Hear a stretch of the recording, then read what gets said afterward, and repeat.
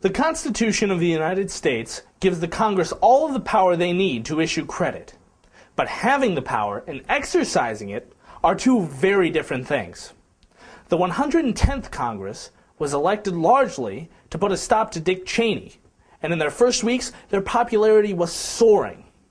Toward the end, it hovered near the level of the same Dick Cheney they were ostensibly elected to get rid of. They flinched, even though they had the support of the majority of their voters, of their constituents. The action that this 111th Congress must take now to ensure the survival of our citizens and the Republic itself are highly unpopular in the eyes of the financier classes that created and forced us into this mess. The fact of the matter is that the whole financial system is disintegrating now, and the question our elected leaders face immediately is not one of technicality, but one of principle, one of guts.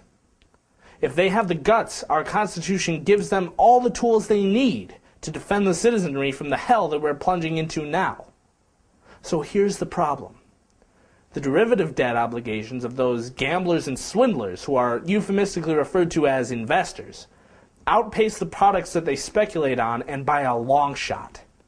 Whereas the entire world produces on the order of trillions of dollars worth of goods, these gambling debts are in the order of quadrillions of dollars, and growing by the minute.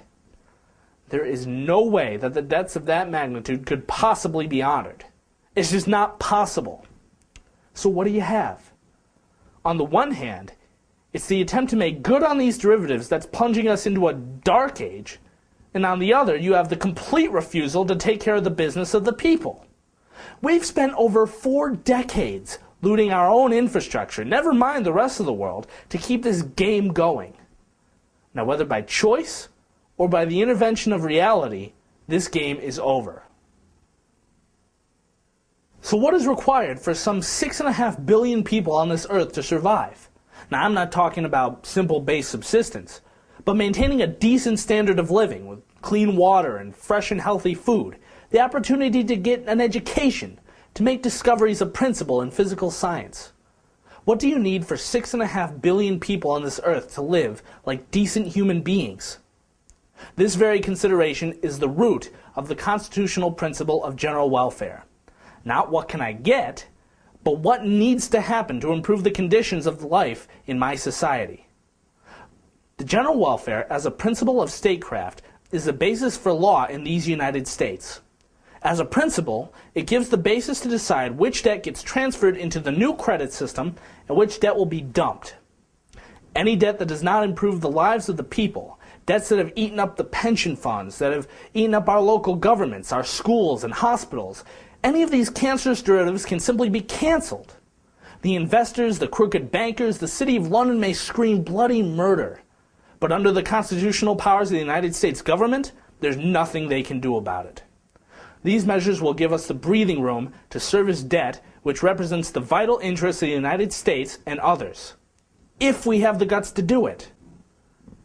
This process we're describing, which Lyndon LaRouche has outlined for recovery, will not be a quick and speedy process, but a thorough and orderly reorganization in bankruptcy of the entire system. In fact, as LaRouche has often reminded us, even by the late 1950s, there were still banks that were operating under bankruptcy protection that Franklin Roosevelt had initiated back in 1933. The idea being that we accomplish a mission to keep the wheels of business turning and keep people in their homes and people out on their farms. Do the job right. Don't cut essential programs needed for survival. Protect them at any cost. The idea then, as it must be today, was to take care of the people first. So during the period of reorganization, there are certain parts of the economy which must not be shut down. Schools and banks must continue operation. The garbage still needs to be picked up. Food has to be delivered to the grocer. The electricity has to stay on. These are all things that must continue in bankruptcy and must continue as if there were no crisis. Just think, were we to lose our power grid, the chaos that would ensue, the basic services that would suffer would mean the loss of our republic. The government, by act of Congress, will need to issue the credit necessary to keep these vital functions going. But that's not enough. We've seen what happens when we merely react to the symptoms of the problem without addressing the cause. The Bush-Paulson plan of lowering the interest rate, bailing out the problems as they come up, is a deadly plan. So if Congress is going to authorize credit to keep the United States open and operating, they're going to have to generate the credit to create the economic conditions by which useful business could remain viable. Because right now, no business is viable, no economy is viable, and therefore no country is viable. The way to deal with this economic catastrophe is to build our way out, to rebuild infrastructure that we've been looting all these years. This is where the national bank comes into play, to serve as a hub, to move credit between the federal government and the state and federally chartered banks. We'll get the credit to the institutions and people who need it at a modest rate of interest. This will be regulated to avoid the institutional hoarding we've seen with Paulson's bailout money. Even as late as it is, we can use large-scale projects as the basis to get the wheels of industry moving again.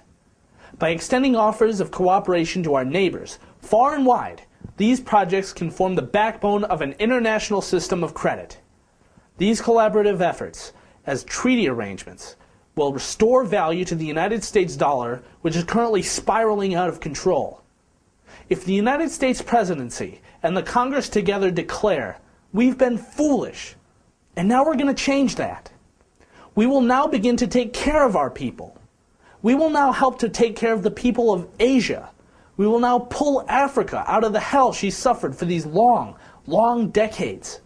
If we have that declaration with an international agreement to back it up, we might still have a chance.